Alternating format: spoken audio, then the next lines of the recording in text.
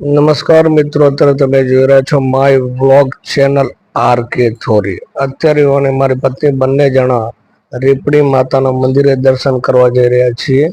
તો આ છે અમારા ગામનો રસ્તો અને ત્યાંથી અમે પસાર થઈ રહ્યા છે વેગેનાર ગાડી લઈને. સામે પાણીની ટાંકી છે. દુકાનો હજી સવારનો ટાઈમ છે તો ખુલી નથી. વરસાદમાં પાણી ભરાઈ ગયા છે રસ્તા ઉપર. અને આ છે ભૈરવ દાદાનો ઓટલો. ત્યાંથી અમે સીધા નીકળીશું. આ સામે દેખાય છે ગાંધી બાપુનો ચોક. અમારા બડોલીમાં ગાંધી બાપુના ચોક તરીકે ઓળખાય છે. બાજુમાં આવેલું છે ઉમિયા માતાનું મંદિર અને સામે સીધો રસ્તો જાય છે રીપડી માતાના મંદિરે. બડોલી ગામની ગંગવા નદી ના કિનારે જૂનું અને પુરાણું મંદિરમાં જય રેપડી માતાનું મંદિર આવેલું છે.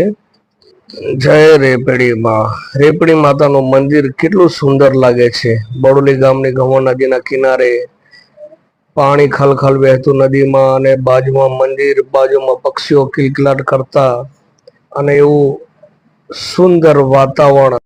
હવે અમે જઈશું માતાજીના પગથિયા ચડી અને માતાજીના દર્શન કરવા માટે જય રેપડીમાં.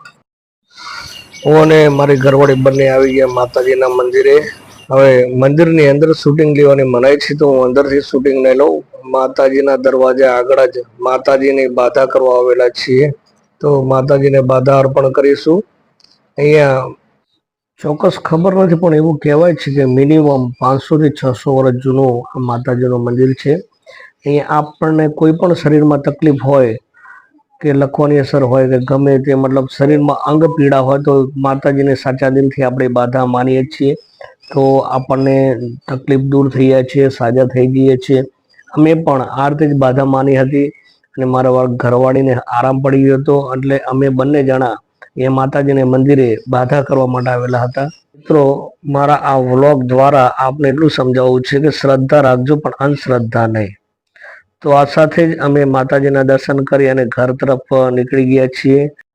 અમારો વ્લોગ કેવો લાગ્યો તો જરૂરથી લાઈક કરજો, સબસ્ક્રાઈબ કરજો અને આપને જો સારો લાગે હોય તો શેર પણ કરજો. તો આ સાથે અમારો વ્લોગ પૂરો કરું છું. જય શ્રી રેપડીમાં.